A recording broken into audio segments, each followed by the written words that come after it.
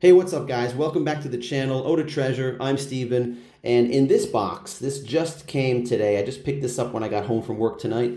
This is a fragrance. This is a bottle that is kind of like a channel-defining bottle. This is discontinued, it's vintage, it's rare, it's highly sought after. Men seem to love this thing and lament the fact that they can't get it anymore. Luckily, in Japan, I found it online. I picked it up. I'm going to open this one up, and I'm going to smell this for the first time, tell you all about what's in this box. Nino Cerruti pour Homme. Let's check it out.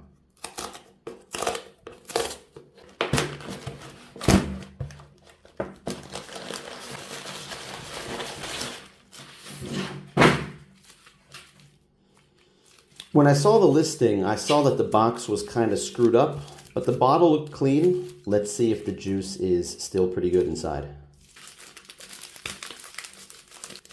Wow, this thing is really packed well. Got to get through the next layer of cellophane.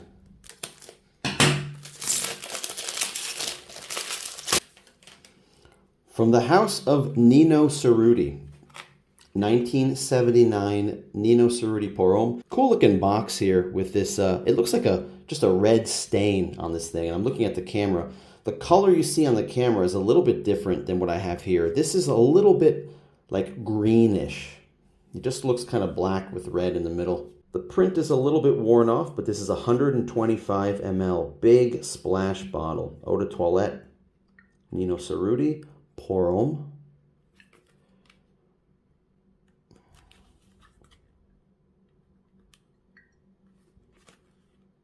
So it looks like it was maybe in someone's bathroom and it has some water damage on the outside of it.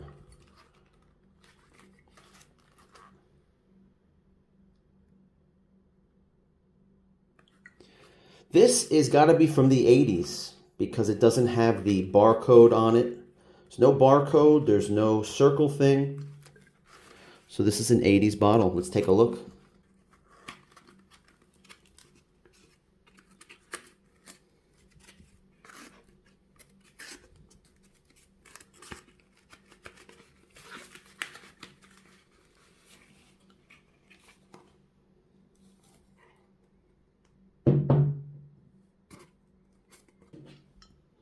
Let's take a look at this bottle. This bottle looks really clean. Look at this thing. It looks like it's new. It's just a tiny bit faded, the print on this bottle. What does the bottom say? 5D24.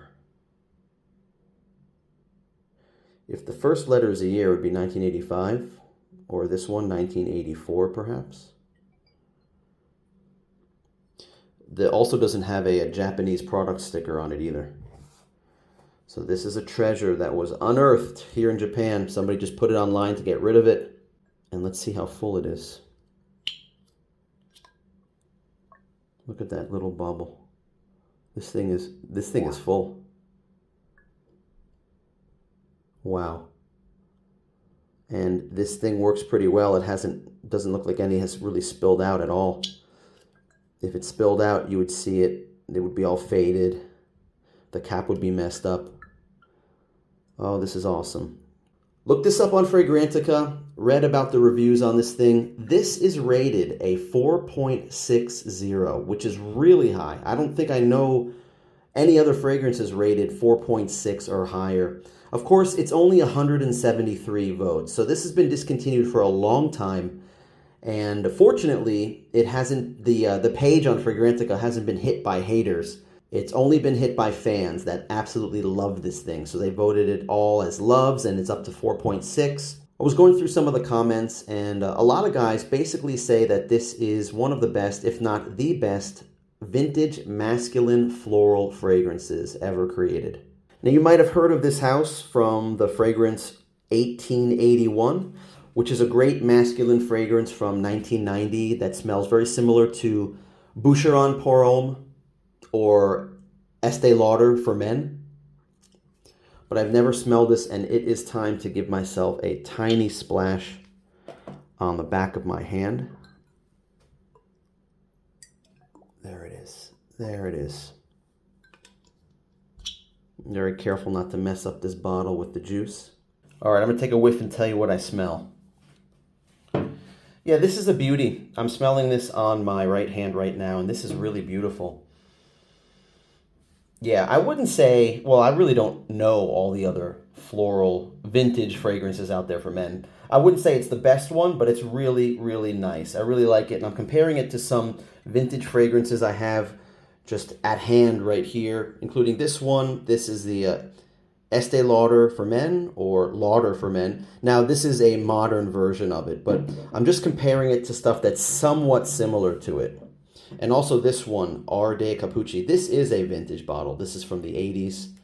And this one is a little bit softer than these. These are a little bit more rough. This one just has like a softness to it. I don't think that this is a floral, though. Yeah, actually, as it's drying down, the florals are coming out. And when I read you off the notes of this, you'll notice that it's not all floral notes. There's a lot of heavy notes that these have in common with this. And let me read you off the notes right now. So this is from Fragrantica, and there's no listing for top notes or mid notes or base notes. It's just all lumped together. I'll read these off to you. Jasmine, galbanum, oak moss, juniper, incense, masic or lentisque, elemi, cedar, labdanum, myrtle, patchouli, bourbon vetiver, sandalwood, mint, basil, thyme, apopanax, rosemary, artemisia, and tarragon. I don't know what that mastic or lentisque is all about. I never saw an or in there in the notes on Fragrantica. But I just noticed there's not that many florals in it. I mean, it has jasmine there. Galbanum, labdanum, I think of those more as resins. So it's just a resinous, floral, woody, aromatic fragrance for men, basically. There are no notes as far as the perfumer, so I can't tell you who it was that put this fragrance together. Some of the votes on Fragrantica for reminds me of Givenchy Incense, the classic from the 90s that's been discontinued, and Aramis Devon. Now, I looked it up on eBay just to see what these are selling for. There are not a lot of comps for this. It's just not readily available. There was one recent sale the past few months for a 100 ml spray bottle, $320 somebody bought it for. Now this is an almost full 125 ml bottle. What is this thing worth? Yeah, this one really is interesting as it's drying down. It starts off kind of really rough and animalic, kind of like these fragrances, and then it dries down to something definitely softer and a little bit spicier. What did I pick this up for? So I knew that Nino Cerruti pour Homme, I knew that this was a valuable fragrance. I found out about this, I would say maybe a year ago, 8 months ago, something like that. It was on my radar, and I was cruising through the listings, and boom, there it was, and it was up there for like 5 hours. Somebody listed it 5 hours earlier before I saw it. And the listing page, it didn't even have any likes. Like, nobody in Japan knows what this is or cares. The guy was asking 3,800 yen, which is $24 and change, and that's what I got this for, guys. 24 bucks and change. I was going to ask for a discount, but I said, screw it. Who cares if I can get it for 20 bucks or 24 bucks? Just grab it. And it's a fine addition to the collection. What do you think, guys? Do you know about this fragrance? Have you ever tried Nino Cerruti pour Homme? Let me know in the comments what you think about this fragrance. I can't believe people are paying $300 or more for a bottle of this, a big bottle of this. The minis on eBay, the 7 ml minis that came in those 90s sets, 80s or 90s sets, those are $35, $35 to $45 for those.